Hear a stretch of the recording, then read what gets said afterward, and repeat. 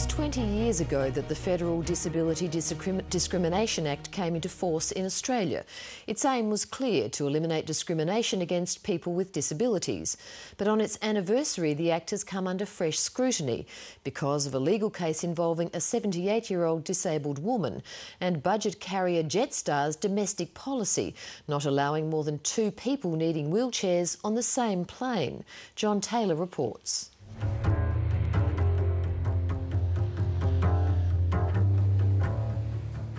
If 2 mums and dads with baby in a pram were on an aeroplane and the third one was refused, Australians would be rightly outraged. I should be allowed to fly on what aircraft I wish to fly, at what time and on what date, without being told, I'm sorry, we won't take you. Australia's Disability Discrimination Act came into force in 1992. Its aim was simple: end discrimination against disabled people and educate the community that people with disabilities have the same rights as every other Australian, even though sometimes, in order to treat people the same, they had to be treated differently. I think we have much better access for people with disability to trains and to metropolitan buses, better access to buildings, but we still have some way to go, and this case is a demonstration of just that. The case he's talking about involves 78-year-old Sheila King. She contracted polio as a baby in England and has never been able to run or dance. All but the shortest of distances require a wheelchair or scooter. For the past 2 decades, she's been a fighter for disabled people, and for more than 3 years has waged a discrimination battle against Jetstar. Sheila has claimed that she was discriminated against by Jetstar when they refused to allow her to travel on a flight back in 2008. And the reason given was that Jetstar was already carrying 2 passengers who required wheelchair assistance. I was furious. I was absolutely ropeable. I sort of calmed down when I was able to get the Virgin flight, and that was fine. But when I came home and told Robin what happened, I said, do you think that's a case of discrimination? And Robin said, my word, it is. And I just sat down and sent an email to the Human Rights and said I wish to take up a complaint of discrimination against Jetstar, and that set the ball rolling. All the way to the federal court. But its recent verdict was not what she wanted. The court found that Ms King had been discriminated against, but found that Jetstar had a defence under the Disability Discrimination Act, and that defence was that it would be an unjustifiable hardship for Jetstar to have carried Sheila on that flight. The judge found that the additional cost of carrying more than 2 people needing wheelchairs in the same plane was too great a cost for the business to carry. I also take into account that Jetstar is a low-cost airline. This has the consequence that not as many services are available as a full-cost airline. It's relevant on this aspect of the case, in my opinion, that the wheelchair assistance services are of a substantial kind and duration. I'm going to appeal. It's all set in motion. The solicitors and the barristers have got together. They've found holes in the decisions, and we will take it right to the very highest degree. And if Jetstar appeal the appeal, then they'll take it to the High Court and we'll have to follow them there.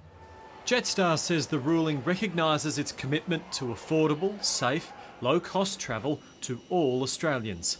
In a statement to 7:30, it added, Jetstar's 2-wheelchair practice has been found not to be unlawful discrimination. This practice is similar to that used by other low-cost carriers in Australia and is designed to balance care for passengers requiring assistance with the everyday operational needs of a low-fare airline. Virgin also has a 2-wheelchair policy, and Sheila King has another legal case pending against it. But Jetstar says about 90% of the time there is no demand for more than 2 wheelchairs on the same plane. Jetstar carries more than 40,000 passengers a year that seek specific assistance. Only a very small percentage of our flights have experienced situations where more than 2 wheelchairs were requested. They say that there aren't many instances where a third person wants to travel who uses a wheelchair, and frankly that's another strong reason for getting rid of this policy.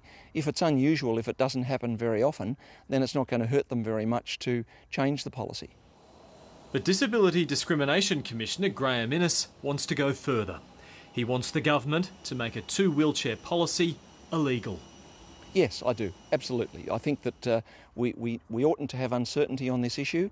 I know Mrs King is appealing the federal court's decision, but I'd like government to change the law to make it clear that a person can't be blocked from travelling on an airline just because they travel using a wheelchair. One of the issues that came up in the case was the extent to which a business could be set up, or a business could adopt a business model that is discriminatory, particularly where that business came into existence, or that business model came into existence after the implementation of the Disability Discrimination Act.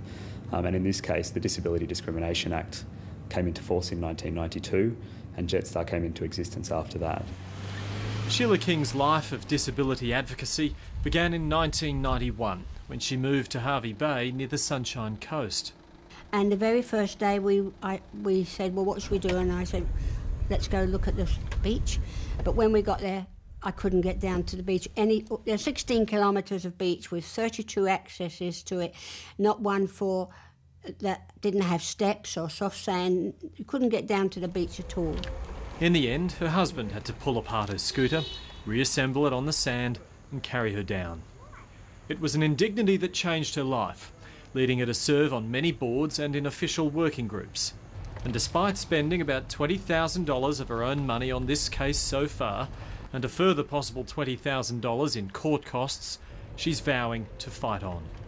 Everybody thinks I'm a grumbler here, but that also makes me very unhappy that people don't understand that what I'm doing, especially on this occasion, is for the community at large. It's not for me. I don't get anything out of it, only that I can get on the plane when I want to. John Taylor with that report.